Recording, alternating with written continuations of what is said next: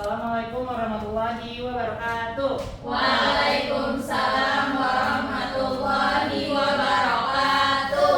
Oke teman-teman, sebelum kita mulai pelajaran pada hari ini, aku minta Elena boleh untuk bikin note terlebih dahulu. Oke, sebelum kita mulai pelajaran hari ini, berdoa dimulai.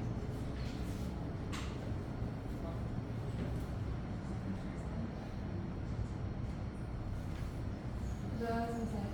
Oke, alhamdulillah. Gimana teman-teman kabarnya? Alhamdulillah, luar biasa.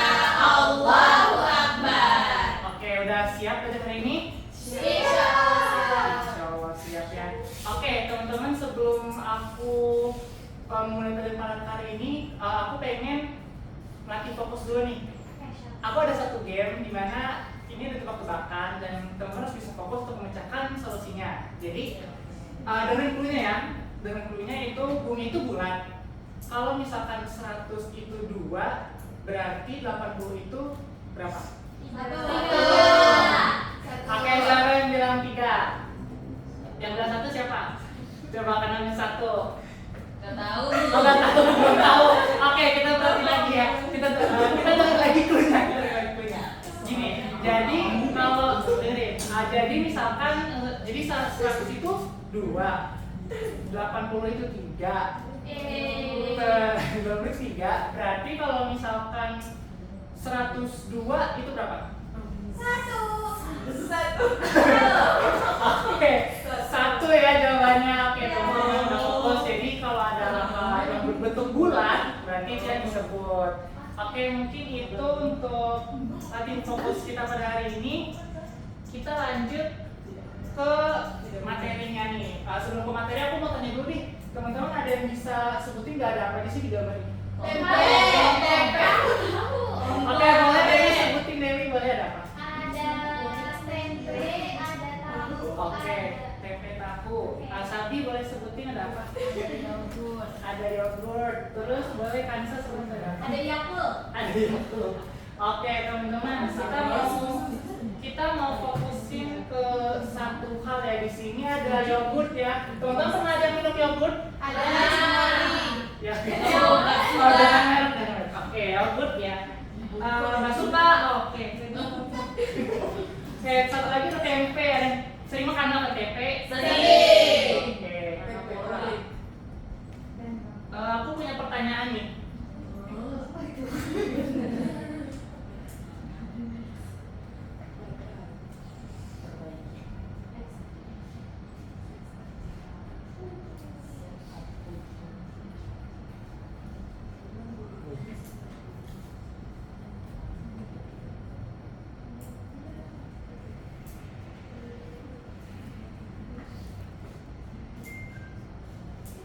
Oke, teman-teman tahu gak sih bahan dasar dari yogurt itu apa? Susu.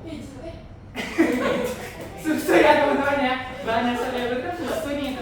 Nah, teman-teman pernah gak sih minum susu atau yogurt? Pernah. Gimana rasa dari susu atau yogurt itu? Susu enak, yogurt enggak. Rasanya Susu enak, yogurt aneh. aneh. Agak asam itu.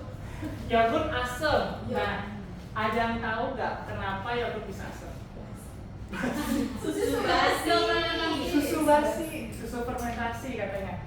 Kalau susu fermentasi, kira-kira tahu gak kenapa susu difermentasi itu harus diapain gitu? Terus kenapa dia bisa jadi asam? Karena diapain? Jadi ada bakteri. Oke. Gak apa-apa, biar ada bakteri ya. Siap. Nanti kita cek lagi ya. Bakteri baik, siap. Nanti kita cek lagi untuk pembelajaran kali ini ya. Oke, jadi untuk tujuan pembelajarannya kali ini teman-teman, peserta didik dapat mengalis peranan, contoh-contoh, serta produk yang dihasilkan oleh mikroorganisme serta manfaat dari bioteknologi dalam kehidupan. Nah, di sini aku meminta Sabi dan R boleh untuk bacakan peran ini. Yang cewek Sabi, yang cowoknya Singanya. Oh, singanya Kansa. Ya. Oke, saat ini kita mempelajari topik bioteknologi. Apa itu? Kansa. Yang Boleh nggak? Ya, di sini. Bioteknologi adalah teknologi yang menggunakan makhluk hidup. Terus boleh jelas lagi. Oke, jelas lagi kan? Bio itu kan makhluk hidup. Nah, teknologi itu yang digunakan rekayasa. Jadi bioteknologi adalah upaya membuat barang atau jasa melalui proses teknologi dengan menggunakan makhluk atau molekul dari makhluk hidup seperti enzim, hormon, protein, DNA dalam prosesnya. Jadi, di sini makhluk hidup atau molekul hidup ini berfungsi sebagai pekerjanya dalam menciptakan barang atau jasa. Oke, nah sekarang kita masuk ke pertanyaan tadi nih soal yogurt dan tempe. Nah, di mana sebenarnya di sini teman-teman aku jelasin di sini ada contoh pembuatan yogurt, di mana yogurt itu dibuat dengan menggunakan bakteri Genus Lactobacillus yang tidak berbahaya ya. Jadi benar apa kata teman di belakang itu ada karena bakteri yang didiamkan di susu tersebut gitu. Jadi nantinya bakteri tersebut merombak laktosa sehingga terbentuk banyak molekul glukosa dan asam laktat. Terus yogurt ini baik untuk tubuh kita karena kita memperoleh glukosa tanpa harus merombak laktosa oleh enzim. Terus juga nggak cuma yogurt, tadi kan di awal kita bahas ada tempe ya, di mana tempe ini dibuat dengan menambahkan ragi atau jamur rhizopus yang merekatkan biji-biji kedelainya. Jadi di sini bisa dilihat ya ada jamur dan ada kedelai-kedelainya. Terus ini menjadi asam amino yang menyehatkan. Oke, itu sekilas info tentang materi kita hari ini. Untuk pemanasan aja biar kita tahu nih arah progres kita kemana sih gitu. Oke, sekarang teman-teman boleh akses LKPD dulu yuk. Boleh dibuka dulu LKPD-nya. Oke, teman-teman sebelum kita LKPD ini dikerjakan secara berkelompok ya. Aku mau pembentukan kelompoknya yang depan sama yang belakang tiga orang aja ya. Oke, nah untuk tugasnya di sana ada rangkuman materi dan beberapa pertanyaan yang harus dijawab oleh teman-teman. Untuk waktunya aku kasih selama 7 menit dari sekarang, boleh langsung dikerjakan, nantinya akan dipresentasikan ke depan oleh satu kelompok aja. Pak, jawabnya di mana? Boleh di kertas aja. Oke, siap. Satu kelompok satu aja ya. Ya, satu aja.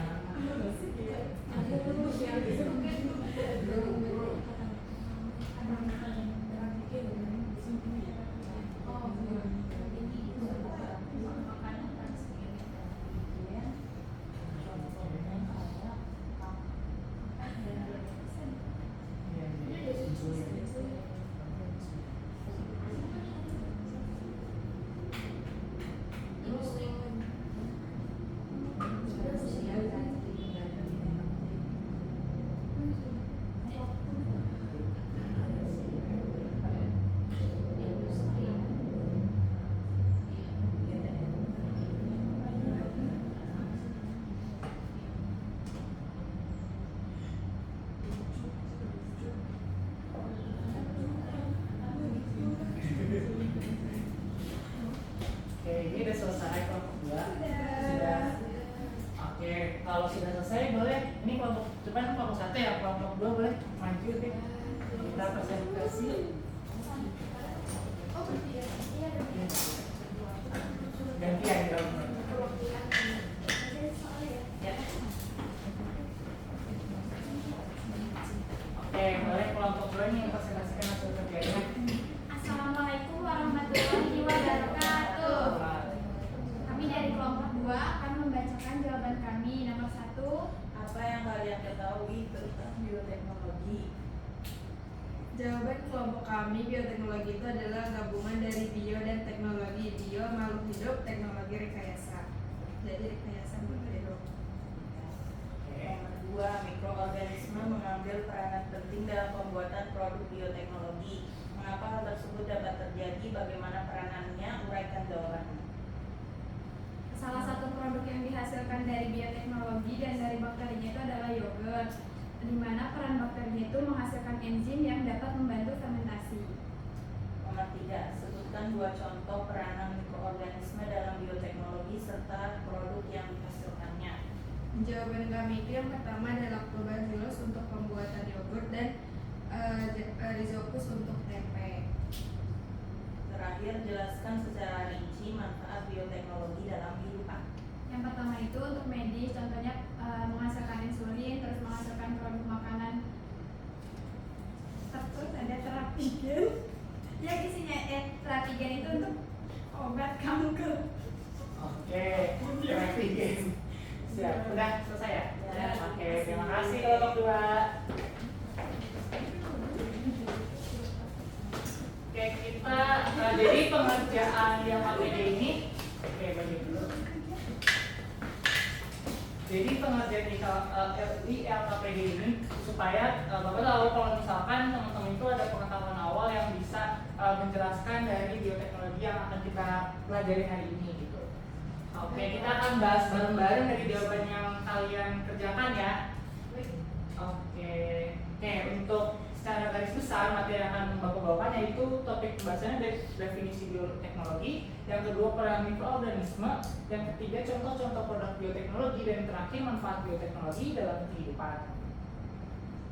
Oke, definisi bioteknologi mungkin tadi udah dijelaskan sedikit di depan dan oleh kelompok 2 ya. Nah, di sini mau menegaskan aja nih bahwa bioteknologi dulu berdasarkan terminologinya terbagi dari 3. Misalkan yang pertama itu bio, di mana bio ini memiliki pengertian agen hayati yang meliputi organisme seperti bakteri, jamur, lalu kapang atau ragi, jaringan atau sel yang mana merupakan komponen subselulernya atau enzimnya dipakai. Terus yang kedua tekno, di mana ini memiliki pengertian teknik atau rekayasa, di mana segala sesuatu yang berkaitan itu berkaitan dengan rancang-rancang, misalnya untuk rancang bangun atau bioreaktor, di mana cakupan teknik di sini sangat luas, seperti teknik industri ataupun teknik kimia. Nah, yang ketiga itu logi, di mana memiliki pengertian pengetahuan alam yang mencakup biologi, kimia, fisika, matematika, di mana ditinjau dari sudut pandang biologi atau biosains. Oke, jadi bisa disimpulkan ya teman-teman bahwa bioteknologi itu merupakan ilmu terapan yang menggabungkan berbagai macam cabang ilmu, di mana memproses barang atau jasa yang bisa bermanfaat bagi manusia dengan menggunakan bantuan makhluk hidup. Oke, ada yang benar gak tadi jawabannya kayak gitu? Benar. Oke, tepuk tangan. Oke, kita lanjut yang kedua untuk peranan mikroorganisme. Jadi tadi juga ada yang menyebutkan ada yang beberapa fermentasi dan penghasil enzim ya. Nah, kita masuk ke materi yang pertama dulu nih, di mana mikroorganisme sebagai produksi enzim. Di sini, jadi mikroorganisme ini seringkali disebut sebagai pabrik alami untuk memproduksi berbagai jenis enzim karena enzim-enzim ini memiliki peran kunci untuk berbagai proses bioteknologi seperti produksi makanan, produksi tekstil, minuman, deterjen, serta dalam pengolahan limbah.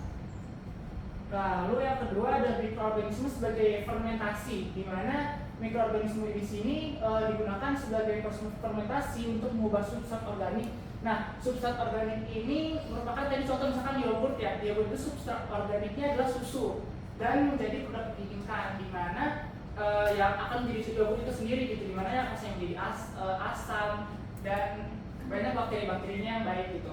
Terus contohnya seperti fermentasi alkohol juga termasuk dari fermentasi. Terus fermentasi asam laktat oleh bakteri untuk menghasilkan yogurt yang tadi saya sebutkan. Terus yang ketiga fermentasi asam asetat oleh bakteri untuk menghasilkan cuka. Nah, yang ketiga mikroorganisme sebagai biodegradasi, di mana beberapa mikroorganisme ini memiliki kemampuan untuk mendegradasi senyawa organik kompleks menjadi sebuah produk yang lebih sederhana. Nah, jadi di sini mikroorganisme itu bisa untuk membantu untuk membersihkan lingkungan karena mikroorganisme ini mempunyai sifat yang bisa membersihkan lingkungan dari polutan organik yang merusak gitu. Nah, yang keempat tadi ada yang menyebutkan tentang rekayasa genetik ya, betul ya? Iya. Oke, kita jelasin sini sedikit. Jadi di mana mikroorganisme ini juga menjadi fokus utama dalam rekayasa genetik karena gen-gen spesifik dapat dimasukkan, dihilangkan, atau dimodifikasi dalam sebuah genom mikroorganisme untuk menghasilkan produk yang diinginkan. Jadi mikroorganisme itu bisa dimasukkan ke dalam DNA atau gen yang nantinya akan dibahas di pertemuan berikutnya untuk membantu merekayasa genetik ini gitu. Nah terus penggunaan dalam rekayasa genetik ini adalah menggunakan bakteri Escherichia coli, di mana untuk memproduksi insulin manusia secara rekombinan untuk membantu penyakit diabetes seperti itu. Oke, untuk yang kelima, mikroorganisme sebagai produksi antibiotik dan obat-obatan. Nah, di sini unsur untuk bidang kesehatan ya. Di sini mikroorganisme itu seperti bakteri dan jamur yang dapat menghasilkan senyawa-senyawa aktif biologis termasuk antibiotik dan obat-obatan seperti contohnya strepsimin, erythromycin, dan amphotericin yang dihasilkan oleh bakteri dan jamur tertentu. Itu untuk mikroorganisme sebagai antibiotik dan obat-obatan ya. Sampai sini teman-teman ada yang mau ditanyain nggak untuk peran-peran mikroorganismenya? Jadi bisa disimpulkan bahwa tadi ada 5. Ada apa aja coba? Oke, boleh sebutin coba Haura. Coba ya, nggak sebut aja. Yang ini ya, kamu coba. Rekayasa genetik, biodegradasi, fermentasi, ini Terus? pembuatan obat. Satu lagi. Satu lagi tuh apa? Enzim. Oke. Pintar. Kita lanjut ke contoh-contoh dari mikroorganismenya secara ringkasnya aja. Tadi kan aku udah sebutin ya, ada bakteri, ada kamel, ada ragi, ada jamur, sama ada virus. Di mana kalau misalkan bakteri ini salah satu mikroorganisme yang sering digunakan seperti bakteri untuk fermentasi asam laktat gitu, untuk tadi pembuatan yogurt misalnya. Ada beberapa contoh lainnya, nanti teman-teman bisa cari lagi di program bioteknologi. Terus yang kedua ada kamil atau ragi. Nah, kamil dan ragi ini biasanya digunakan dalam proses fermentasi alkohol karena ragi atau kamil ini mempunyai gas karbon tinggi gitu. Jadi bisa untuk menghasilkan alkohol atau gas karbon dioksida. Terus yang ketiga ada jamur atau kapang, di mana biasanya digunakan dalam fermentasi kedelai, tepung, beras, dan salah satunya itu tempe ya tadi ya. Terus beberapa jenis kapang juga mempunyai senyawa kimia yang memiliki sifat antibiotik sebenarnya itu. Oke, kita lanjut. Terakhir virus. Nah, jadi virus ini sebagai agen pengendali untuk mengendalikan pertumbuhan bakteri patogen dalam pertanian dan industri. Jadi virus gak cuma membawa penyakit, ini juga salah satu keuntungan atau kelebihan dari virus untuk bisa membantu kehidupan manusia di kehidupan gitu. Oke, itu ya untuk contoh-contohnya. Nah, ini contoh nyata dari beberapa mikroorganisme sebelumnya. Kemudian ada lagi Saccharomyces cerevisiae. Nah, lagi Saccharomyces cerevisiae itu merupakan salah satu bahan untuk pembuatan etanol, bir, anggur atau bioetanol. Terus yang kedua ada jamur penicillium, di mana jamur penicillium ini salah satu contohnya itu penicillin antibiotik untuk digunakan dalam pengobatan infeksi bakteri, teman-teman. Terus yang ketiga bakteri Lactobacillus. Oke, kita perhatiin dulu. Nah, di sini Lactobacillus itu tadi ya salah satunya yogurt. Terus kefir, ada kimchi juga, dan berbagai produk fermentasi lainnya yang kaya akan probiotik, jadi bakteri-bakteri baik gitu. Terus yang terakhir ada virus bakteriofag, di mana untuk pengendalian HRD untuk mengendalikan pertumbuhan bakteri patogen dalam bidang pertanian ataupun industri. Oke. Tadi ada yang sebut di sini nggak contoh-contoh yang kalian sebut tadi? Yogurt dan tempe. Iya. Oke. Kalau satu tadi sebut apa? Contoh-contohnya? Yogurt sama roti. Yogurt sama roti. Roti dari mana? Ada yang tahu nggak? Dari Saccharomyces cerevisiae. Oke. Pinter, tepuk tangan. Oke. Terakhir nih, materi terakhir teman-teman untuk manfaat dari bioteknologi dalam kehidupan. Sebenarnya ini merupakan rangkuman dari beberapa contoh-contoh yang tadi ya. Jadi di sini aku merangkum untuk bidang kesehatan. Di sini bidang kesehatan itu mikroorganisme itu bisa digunakan untuk pengembangan obat-obatan dan terapi yang inovatif. Seperti contohnya untuk mengobati penyakit kanker, penyakit diabetes, dan penyakit genetik. Dan itu nanti prosesnya merupakan melalui proses rekayasa genetik. Terus jadi ada juga produksi vaksin. Nah, produksi vaksin ini efektif dalam pencegahan penyakit yang menular seperti influenza, seperti hepatitis dan polio. Terus yang terakhir untuk diagnostik medisnya gitu.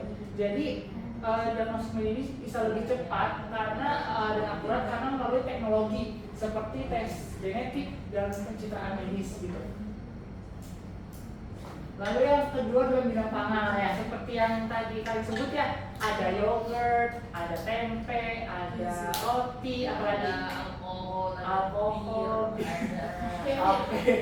Oke, ya, itu salah satu manfaat dari bidang pangan karena misalkan contohnya keju gitu. Ini untuk meningkatkan nilai gizi dan daya simpan produk karena kalau kita nggak diformulasikan dengan mikroorganisme, nantinya dia itu akan cepat basi dan nilainya itu nggak lebih rendah sebetulnya, tapi lebih enak aja gitu bagi sebagian orang untuk rasa-rasanya. Terus yang kedua untuk pengembangan metode deteksi dan pengendalian mikropatogen dalam pangan untuk meningkatkan keamanan pangan. Jadi kan di sini kita udah tahu ya kalau misalkan pangan itu sudah mulai menurun karena terlalu banyak populasi gitu. Jadi dari adanya bioteknologi ini kita bisa membuat solusi pangan yang terbaru menggunakan teknologi. Jadi pangan itu lebih terjamin gitu. Terus yang terakhir peningkatan kualitas dan kuantitas hasil perikanan dan aquaculture melalui pemuliaan selektif dan pengelolaan lingkungan yang berkelanjutan. Ini juga salah satu contoh dari peran bioteknologi dalam bidang pangan. Yang ketiga ada bidang industri. Nah, mungkin tadi belum di highlight ya untuk yang bidang industri. Jadi di sini aku mau jelasin sedikit kalau misalkan beberapa mikroorganisme tuh bisa untuk produksi enzim, bahan bakar biologis, dan bahan kimia hijau yang mengurangi dampak lingkungan dan ketergantungan pada bahan bakar fosil. Jadi bioteknologi itu bisa Oke, jadi mikroorganisme ini bisa untuk membantu dalam mengurangi dampak lingkungan. Jadi ada misalkan yang rusak itu juga bisa membantu gitu. Terus untuk pengembangan bahan polimer biodegradable yang ramah lingkungan untuk mengurangi limbah plastik. Jadi bioteknologi ini juga memanfaatkan untuk lebih mengurangi limbah plastik gitu. Jadi bisa membantu lah. Terus yang terakhir itu inovasi dalam tekstil, di mana untuk menghasilkan selat yang lebih kuat, tahan lama dan ramah lingkungan. Di situ adalah peran dari bioteknologi dalam industri. Oke, untuk yang terakhir yaitu manfaat bioteknologi dalam kehidupan. Nah, di sini ada bidang lingkungan nih. Bidang lingkungan ini yang seperti tadi teman-teman sebutin yang di awal ada biodegradasi itu atau bioremediasi sama aja. Jadi itu tuh bioremediasi limbah dan polutan lingkungan melalui penggunaan mikroorganisme yang dapat mendegradasi bahan kimia berbahaya. Jadi emang sifat mikroorganisme itu emang udah bisa mendegradasi gitu, merusak bahan kimia berbahaya yang lewat di lingkungan gitu. Terus yang kedua ada konservasi sumber daya alam melalui pengembangan teknologi biologi untuk mendukung keberlanjutan pertanian, perikanan, kehutanan. Di mana lingkungan ini kan luas ya, dan lingkungan ini bisa mencakup berbagai lingkungan seperti pertanian, perikanan, dan kehutanan. Jadi dengan adanya bioteknologi untuk bidang lingkungan ini itu bermanfaat untuk lingkungan pertanian, perikanan, kehutanan juga gitu. Nah, terakhir itu pengembangan bioteknologi untuk monitoring dan pemantauan lingkungan yang lebih efektif seperti deteksi polusi udara dan air. Nah, di mana kita juga tahu ya sekarang polusi udara, polusi pencemaran air itu udah mulai bertambah terus-menerus, dan salah satu dari peran bioteknologi adalah oke. Kita lanjut. Oh iya. Kita bakal kuis abis ini. Oh ini.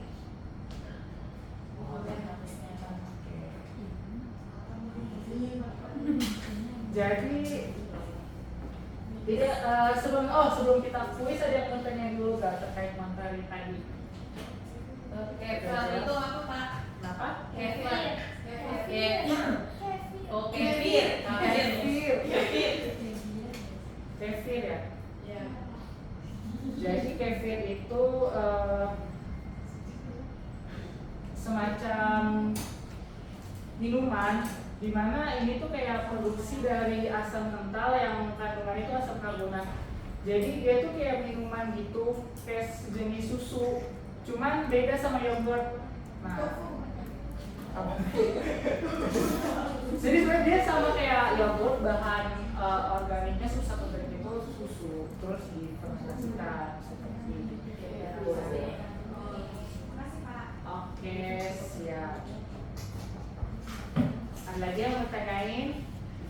Sudah jelas semuanya? Jelas. Oke.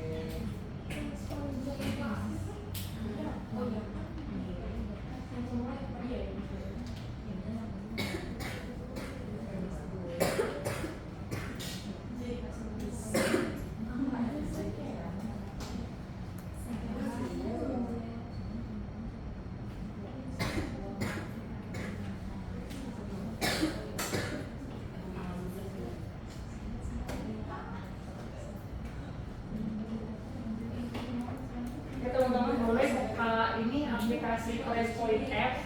Apa? Flashpoint App yang kemarin Aplikasi. ya enggak di website. Flashpoint. Poin itu maksudnya gitu ya, Pak? Oh iya. Plus Oke. poin F. Oh.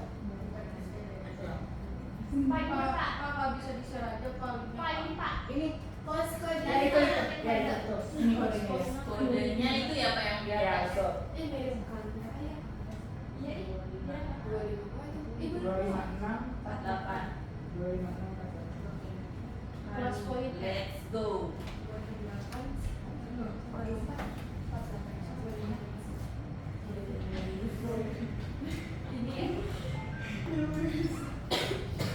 Udah semua masuk? Sudah.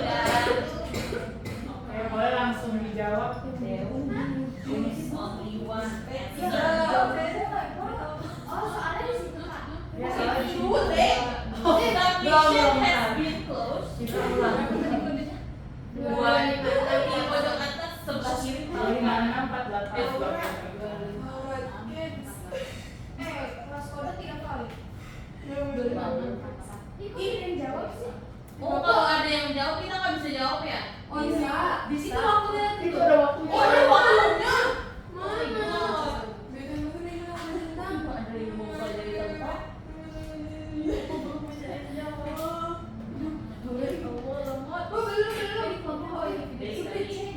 Ini jawabannya nih. B kali.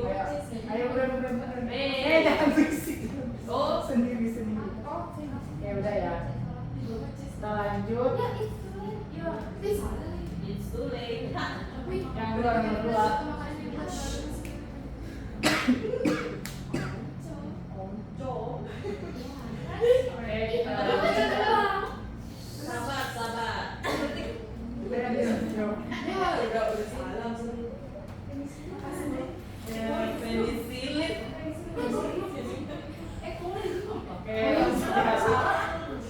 Oke, lanjut.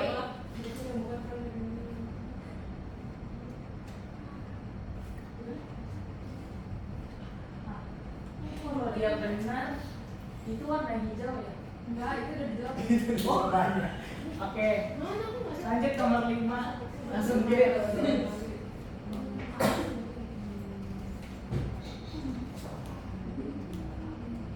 Iya, habis waktunya. Iya, udah nggak apa-apa. Udah nggak apa-apa ya. Oke, mungkin nanti kita akan mengadakan kuis lagi ya nanti untuk metodenya. Sekian dari materi hari ini untuk kuisnya. Boleh teman-teman bisa diisi dulu link refleksinya ya. Ya, Pak.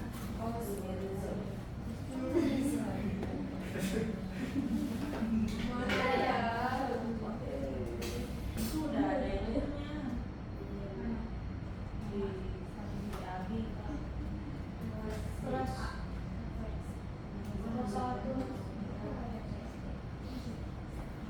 Oke, sudah masuk nih jawabannya nih. Kelas apa aja? kelas 10 Kak. Kelas A boleh. kelas 10A.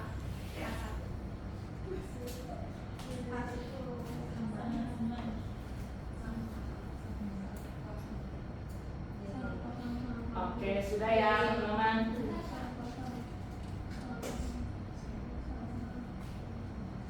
Oke, mungkin itu untuk pembelajaran kita pada siang hari ini. Saya mau jelasin, saya mau memberitahukan bahwa pertemuan berikutnya itu membahas mengenai bioteknologi konvensional dan bioteknologi modern. Oke, mungkin itu aja dari saya, kurang lebihnya mohon maaf. Wassalamualaikum warahmatullahi